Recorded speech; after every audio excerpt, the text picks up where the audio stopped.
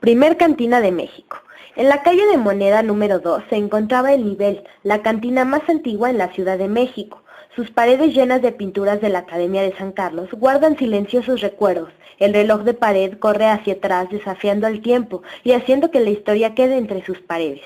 El nivel debe su nombre a Enrico Martínez, que en 1667 colocó el primer nivel de la Ciudad de México, donde se medía la altitud del ex lago de Texcoco, Zumpango y Xochimilco. Este establecimiento tiene antecedentes históricos, pues según la lápida empotrada en su fachada, nos indica por un escrito en claro latín que allí estuvo la Real y Pontificia Universidad de México, creada por orden del emperador Carlos IV, dando cumplimiento a la Real Cédula el virrey don Antonio de Mendoza. El nivel contaba con el permiso número 1 que le otorgó un escribano en el tiempo que se encontraba como presidente, Antonio López de Santa Anna. La licencia oficial fue otorgada en tiempos de Sebastián Lerdo de Tejada en el año de 1872. A partir de allí, durante sus 152 años de servicio ininterrumpidos, grandes personajes atravesaron sus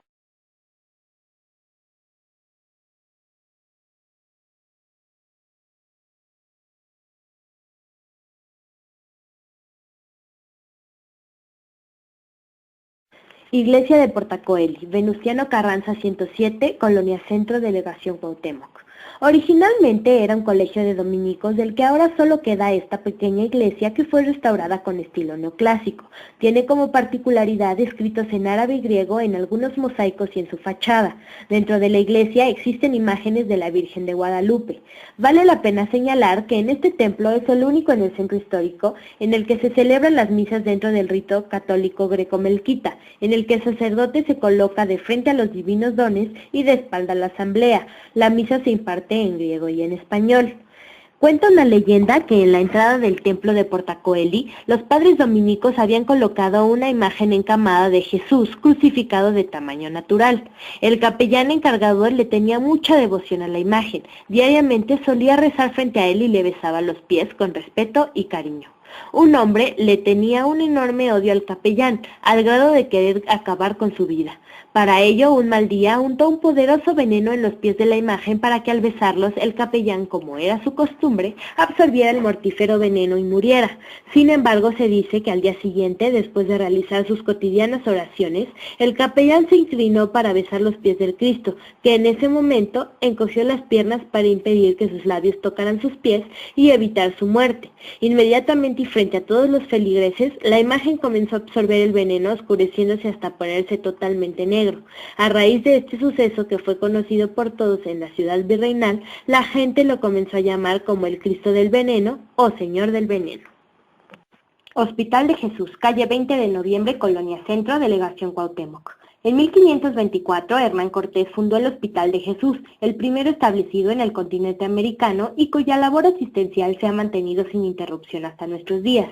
El Hospital de Jesús en los primeros años se llamó Hospital de la Purísima Concepción. Durante la colonia popularmente se le conoció como Hospital del Marqués y posteriormente se le designó Hospital de la Limpia Concepción y Jesús Nazareno.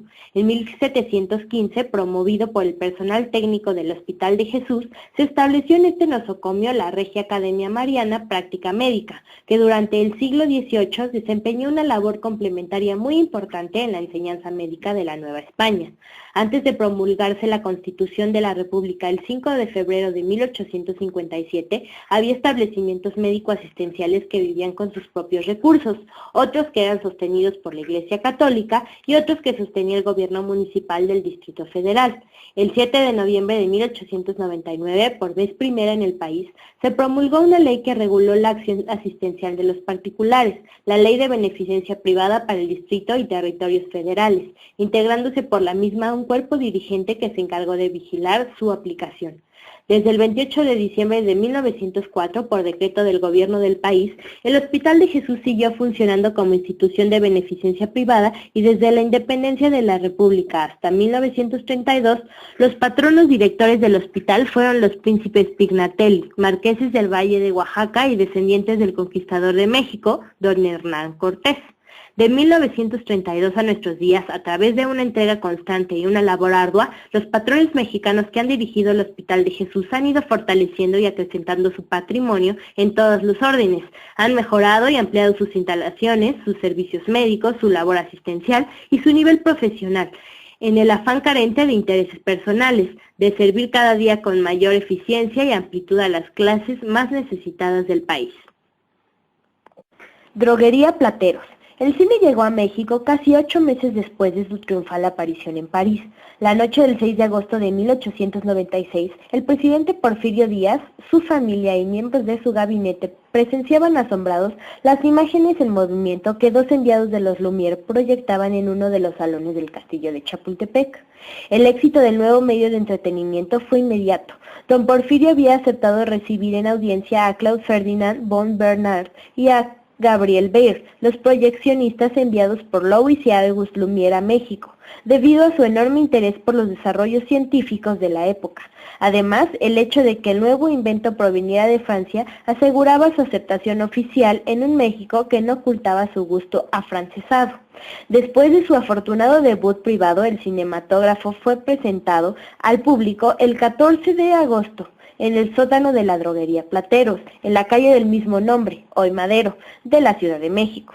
El público abarrotó el sótano del pequeño local, curiosa repetición de la sesión del sótano del Gran Café de París, donde debutó el cinematógrafo y aplaudió fuertemente las vistas mostradas por Bernard y Behr.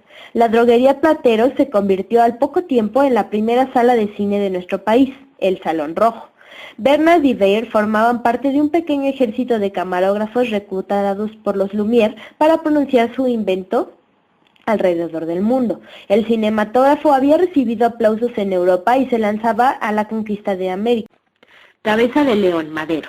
La Ciudad de México se hunde entre 8 y 37 centímetros en promedio cada año y comenzó prácticamente desde la fundación de la Gran Tenochtitlan. Hernández de Esa asegura que los primeros indicios de este fenómeno en el Valle de México datan del año 898.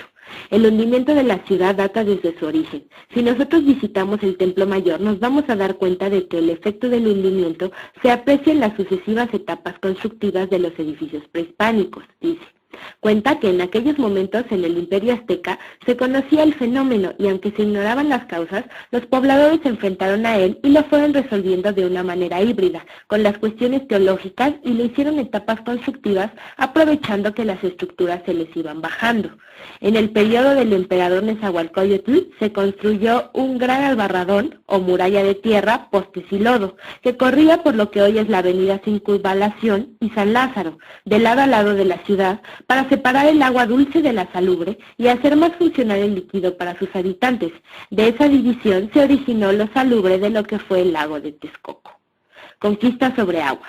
De acuerdo con Hernández de Esa, con la llegada de los españoles a la Nueva España y la guerra de conquista, se buscó que el valle siguiera siendo la capital y el centro político. Uno de los acompañantes de la expedición de Hernán Cortés era el alarife o maestro de obras Alonso García Bravo. A él le encargaron realizar la primera traza de la nueva ciudad a semejanza de las ciudades españolas. Él fue uno de los primeros en darse cuenta de los problemas de hundimiento de la Ciudad de México. Se dice que si nos hubieran conquistado los holandeses o italianos, la Ciudad de México se hubiera conservado lacustre, pero nos conquistaron los españoles y empezaron a hacer la ciudad reticular como las españolas de aquella época, asegura el especialista. Entonces, para que cupieran las edificaciones bajo ese régimen arquitectónico, los canales se tuvieron que secar y se comenzaron a rellenar con los escombros generados por la propia tierra. Así, la ciudad empezó a crecer con las construcciones de los edificios coloniales y la actividad de supervivencia. Ese crecimiento fue desecando a la ciudad lacustre y los suelos mostraron distinto comportamiento. La isla se empezó a hundir y para evitarlo le echaban material arriba.